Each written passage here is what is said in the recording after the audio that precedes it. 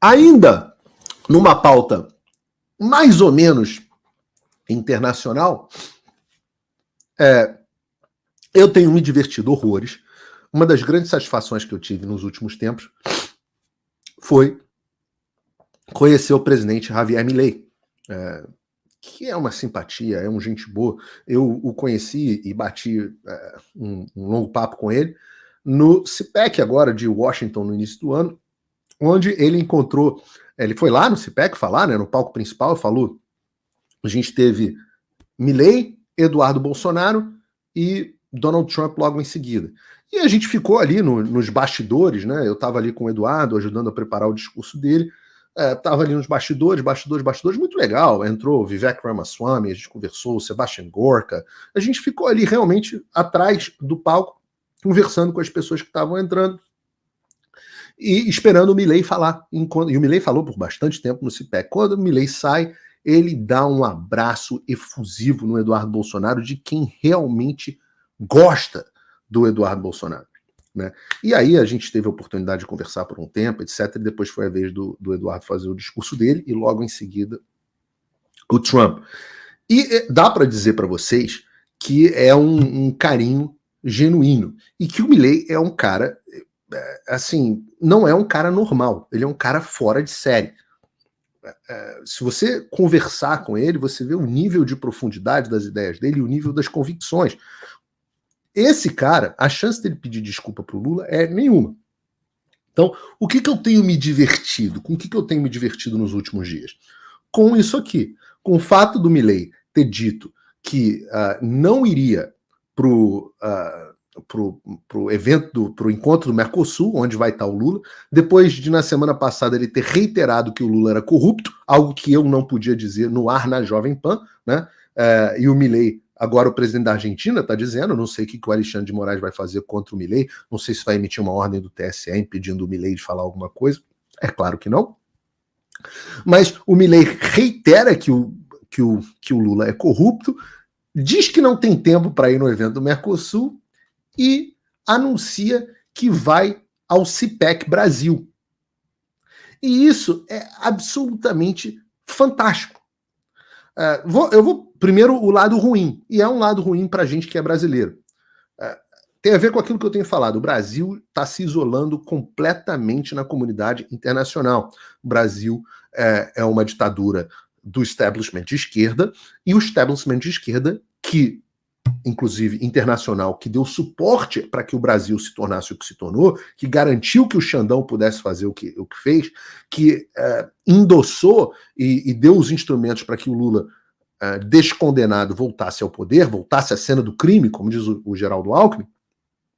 Esse establishment vive um momento de enfraquecimento, né? Quando o Lula foi eleito, nós estávamos ali com uma Argentina na mão da esquerda, na mão da dinastia Kirchner, né? Era um momento de facilidade. Os Estados Unidos na mão do Biden, que parece que, como a gente estava falando agora há pouco, tudo indica que vai sair da mão do Biden. A União Europeia na mão da esquerda, passou para a mão da direita. A própria França, agora passando, né? O namorado do Lula está lá em maus lençóis, porque a direita na França está se expandindo, e o Brasil vai ficando isolado. E é claro que isso nos entristece, porque nós somos brasileiros. A Argentina é o terceiro maior parceiro comercial do Brasil. O segundo maior parceiro, e que é o parceiro que sempre foi o maior parceiro durante toda a história, até o governo Lula, que é os Estados Unidos. Durante o governo Lula, o maior parceiro passou a ser a China, e a gente sabe que o Lula, com esse isolamento, vai acabar jogando o Brasil cada vez mais no colo da China. Por outro lado, o lado bom dessa história é o lado da importância da ida do Milei, que sinaliza essa aliança internacional da qual eu sempre falei, né? Essa ligação que o que se chama de direita no mundo inteiro está tendo. Então, você vê, a esquerda chega aqui nos Estados Unidos, Jandira Fegali, uma deputada do Partido Comunista do Brasil, é recebida dentro dos Estados Unidos, Lembra? Os Estados Unidos é um país que já teve comitês de atividade anti-americanas para caçar comunistas dentro do Congresso. Já teve um diretor do FBI, o J. Edgar Hoover, que tinha como missão extirpar o comunismo no Brasil. Hoje, uma deputada comunista chega nos Estados Unidos e é recebida por um senador comunista, que é o Bernie Sanders. A delegação brasileira, esses caras têm com quem falar aqui nos Estados Unidos. Enquanto a direita não tinha ninguém com quem falar. Ninguém. E nós estamos agora vendo a aliança internacional na Argentina e, claro, vai se expandir para a Europa e, claro, nos Estados Unidos. E até o presidente Bolsonaro falou sobre o que aconteceria com a possível volta do Trump.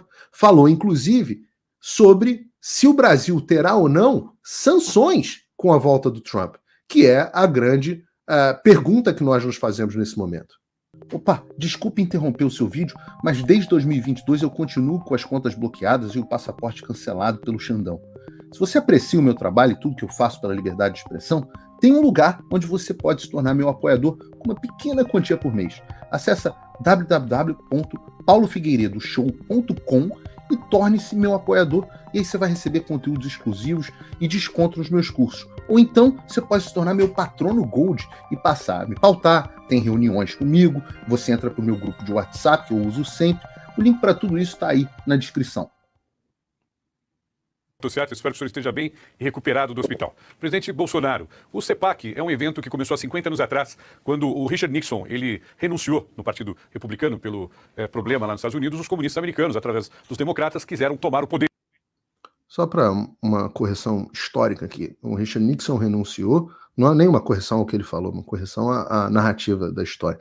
Richard Nixon renunciou por causa do escândalo Watergate, que hoje em dia a gente sabe que foi um escândalo montado pela CIA para se livrar do Richard Nixon, né? Para se livrar do republicano. O Richard Nixon que fazia um governo muito bem sucedido e que nunca ficou provado que ele tinha absolutamente nada a ver com isso. Pelo contrário, os áudios que ele gravava da Casa Branca mostram o momento dele sendo surpreendido e perguntando quem fez essa cagada, quem foram as pessoas que fizeram essa cagada. Só uma correção histórica, uma curiosidade aqui.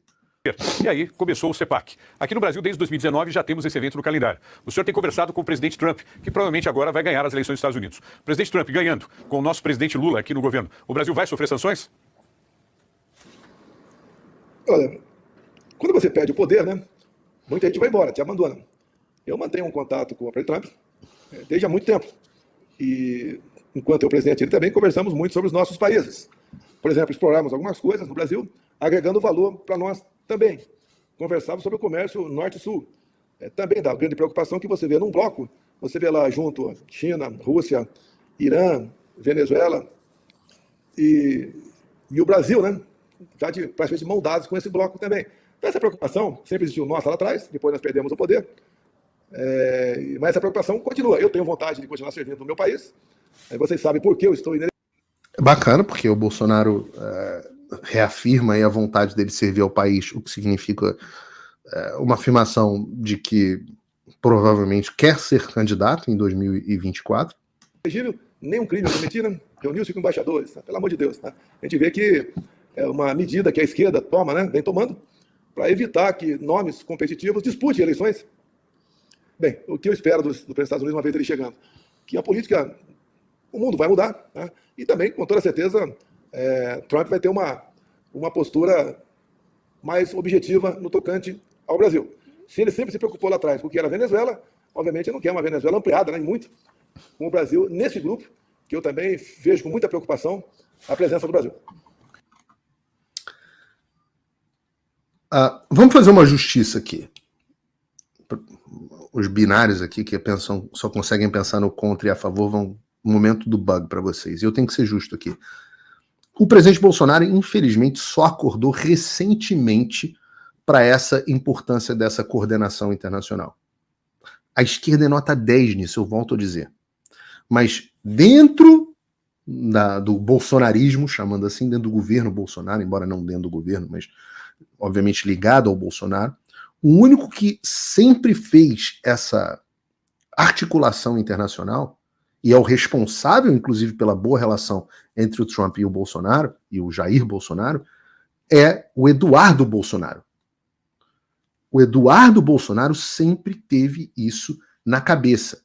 E eu achava isso o máximo, né? Porque eu nunca tinha visto isso. Eu vou contar para vocês uma história, acho que nem ele lembra disso. A primeira vez que eu falei na vida com o Eduardo Bolsonaro no telefone, eu estava no Brasil, eu não o conhecia, e ele me ligou no telefone. Eu tinha a impressão que o Eduardo Bolsonaro era um surfistão, meio doidão, não conhecia, não tinha uma boa impressão dele. Mas também, obviamente, não hostilizei, ele me ligou em 2016. Trump tinha acabado de ser eleito mais ou menos em novembro, dezembro. O Bolsonaro, obviamente, não era candidato, mas queria ser candidato. E o Eduardo me ligou e falou assim, poxa, você pode apresentar o Trump para o meu pai, para o Bolsonaro, porque meu pai quer ser como se fosse o Trump aqui dos Estados Unidos, e acabou sendo em 2018. Naquele momento ele já estava preocupado com isso. Em 2019, na verdade, no final de 2018, em 2019, quando eu expliquei o que era o CPAC ao Eduardo Bolsonaro, ele se entusiasmou e levou o CPAC para o Brasil, alguns meses depois, com organização, inclusive do meu querido amigo Sérgio Santana. Um abraço aí para o Sérgio, que trabalha sempre muito duro para fazer o CPAC Brasil. Mas era o Eduardo que rodava o mundo. Era o Eduardo que rodava o mundo sem apoio de ninguém. Sem apoio de ninguém. Pelo contrário, foi muito criticado. E teria sido, eu sempre disse isso aqui, um tremendo embaixador do Brasil nos Estados Unidos. O Brasil teria dado um salto de relações caso o Eduardo tivesse de fato sido o embaixador daqui. O Nestor Foster, um embaixador adequado e tal, mas foi muito mais naquela linha de diplomata, etc, que eu confesso a vocês que eu não acredito mais. Eu acho que está ultrapassada, precisa ser resetada esse modelo de diplomacia de extremo insucesso. É um momento que uma profissão que eles são muito bons em trazer estabilidade, mas essa estabilidade acaba sempre levando o navio para o lado da esquerda. Quando você tem transformações, como você teve com o Abraham Accords, aqui os Acordos de Abraão nos Estados Unidos, você tem justamente com indivíduos que não são tradicionais da diplomacia. Eu acho que o Nassim Taleb no Skin in the Game explica isso melhor do que ninguém. Mas, de novo, é o Eduardo que dava ênfase. Eu apresentei primeiro o Eduardo Bolsonaro aqui nos Estados Unidos ao Eric Trump, ao filho do Trump. Depois é que essa relação do Trump com o Bolsonaro foi sendo construída. Mas ainda assim, mesmo com muita receptividade do Trump ao Bolsonaro, etc, o Bolsonaro dava foco ao Brasil. Ele achava que o importante era focar no Brasil. Então, em 2023, quando o Bolsonaro já tinha perdido, aspas aqui, a eleição e estava aqui nos Estados Unidos, eu implorei para ele ir para o CPAC de Washington. Implorei. E ele foi. E foi maravilhosamente bem recebido, ele foi ovacionado aqui nos Estados Unidos. Os conservadores americanos amam o Jair Bolsonaro. O Tucker Carlson adora o Jair Bolsonaro. Gosta mais do Bolsonaro do que do Trump. Aliás, ele foi mais ovacionado do que o Trump aqui no CPAC de 2023. Né? Mais do que qualquer outro candidato republicano, qualquer outro nome republicano, deputado, senador, etc., o grande nome do CPAC do ano de 2023 foi Jair Bolsonaro. E eu tenho que dizer que, apesar dele, naquele momento, e acho que foi muito mal aproveitado, foi muito mal articulado, ele não teve nenhuma articulação aqui com os republicanos para contra-atacar o que a esquerda fazia com os democratas. Com moções dentro do Congresso, resoluções para condenar, para dizer que tinha que reconhecer o resultado das eleições imediatamente, com a pressão internacional, com o envio de agentes da CIA, etc. O governo brasileiro não fez nada. A esquerda tem uma reportagem extensa na revista Piauí de como a esquerda fez essa articulação internacional no Congresso, extensa, na revista Piauí, é uma confissão. E o embaixador brasileiro, de novo, Nestor Foster, se eu não me engano, na época, sequer sabia do que estava acontecendo, de tão desconectado que era o governo brasileiro. E eu falo isso porque eu gritava para que a gente tivesse uma articulação internacional melhor. E foi justamente essa articulação internacional, eu digo para vocês, Se houvesse a articulação que existe hoje, ou que deve passar a existir amanhã, Lula não seria o presidente do Brasil. E Alexandre de Moraes não teria feito o que fez no processo eleitoral. Quem garantiu tudo isso foi a articulação internacional da esquerda, principalmente com os Estados Unidos, que inclusive ameaçaram os oficiais públicos brasileiros, inclusive militares, para não contestarem os trabalhos do Alexandre. De novo, nenhuma teoria da conspiração aqui, reportagem do Financial Times, menina lá da Globo, esqueci qual é o nome agora, acho Natuza Neri, uma dessas, que é a mesma coisa, tirando onda lá no blog dela a respeito disso.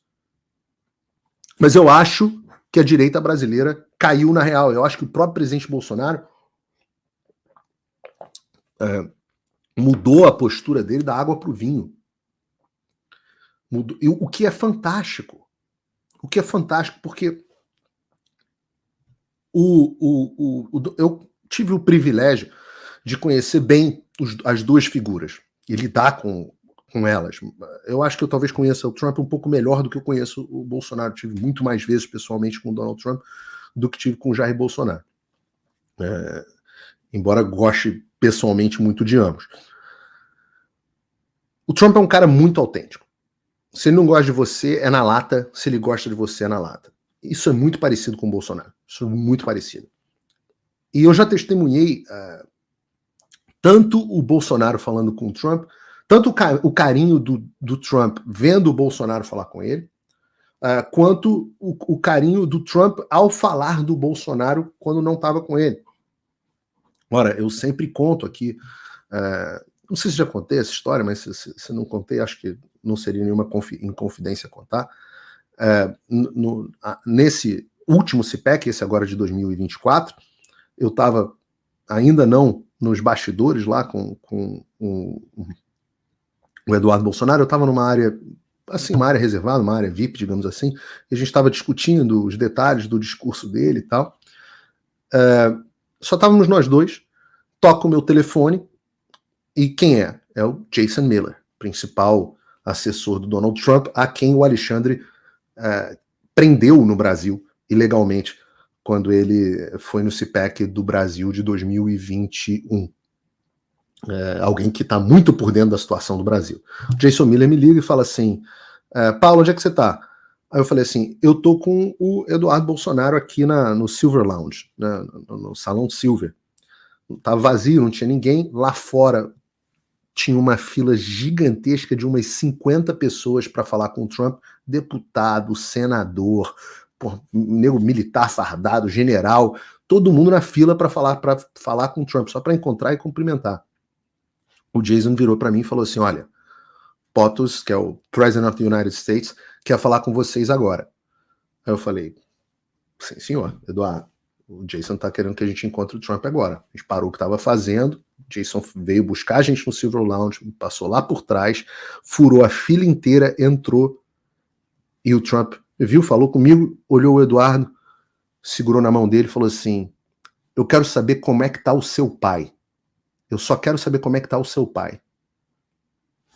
E com um carinho e uma preocupação totalmente fora do necessário. Eu só quero... E aí eu nunca vou poder dizer o que ele... Eu posso dizer o que o Eduardo disse. Falou assim, olha, meu pai tá muito bem de saúde, o Bolsonaro estava até no hospital naquela época, mas ele tá bem, teve uma obstrução, mas faz parte da facada que ele tomou, vai melhorar, etc. Mas eu posso dizer que politicamente a situação não tá boa no Brasil. E aí a gente relatou o que estava acontecendo no Brasil. Eu nunca vou poder dizer o que o Trump disse, né? Mas eu posso adiantar o que o Eduardo tornou público, que é vai dar merda. Vai dar merda. Essa é a resposta que o Bolsonaro, o Jair, talvez devesse ter dado no programa do Faroeste. Vai dar merda. E eu já disse aqui, mesmo que o Trump não vença, e parece que ele vai vencer, mas digamos que venha a cartada Michelle e tal, alguma coisa assim, ou que as eleições não sejam como a gente espera, é quase certo a probabilidade estatística de que os republicanos tenham a maioria no Senado é gigantesca. E é o Senado que controla a política externa dos Estados Unidos. Um senador em comissão tem um poder inestimável, inclusive por isso que eu tenho me esforçado tanto para que a gente trabalhe mais no Senado a partir de agora. A lei de repressão transnacional, que vai ser apoiada, eu já falei aqui no programa, com apoio bipartidário, ela por si só, porque ela obriga o presidente a tomar atitudes contra oficiais de governos estrangeiros que fizerem repressão política dentro dos Estados Unidos. A gente já documentou amplamente no próprio Congresso a atuação do Alexandre de Moraes nesse sentido. É batom na cueca. Nem precisaria do que vai ter, que é o Brazil Freedom and Democracy Act, que eu disse para vocês que vai acontecer, continuo dizendo que vai acontecer, eu não sei exatamente a linha do tempo, mas eu tenho, diria, 98% de certeza que até a posse do Donald Trump, o Brazil Freedom and Democracy Act já vai ter sido apresentado, vai ter apoio de muitos deputados, alguns deputados talvez até do próprio Partido Democrata e certamente, ou muito provavelmente, o endosso do próprio Trump. Então a resposta que o presidente Bolsonaro não quis dar, talvez de forma tão explícita, e eu tomo a liberdade aqui de dar, é claro que o governo brasileiro e os agentes públicos serão sancionados se o Trump voltar. É evidente que serão. Mas eles podem ser sancionados, inclusive, mesmo que o próximo presidente seja democrata. O que tira o Brasil dessa enrascada? Se o Alexandre sair, se os inquéritos ilegais forem encerrados, se os presos políticos forem anistiados ou seus processos forem anulados, que é melhor do que do que a simples anistia. Ora, ontem eu conversei com vocês, alguns de vocês viram, porque eu transmiti nas minhas redes sociais do exterior, então só viu quem estava usando VPN. Eu fiz uma entrevista em inglês com a maior especialista em Interpol do mundo. Chama Michelle Eslan. Eu fiz uma entrevista de mais de 1 hora com ela, em inglês, que vai ser depois, posteriormente, dublada por inteligência artificial para português. Mas nessa ação, ela explica, nessa entrevista, ela explica, é possível que os perseguidos do 8 de janeiro no Brasil entrem com uma ação na Interpol conjunta para a retirada do nome deles.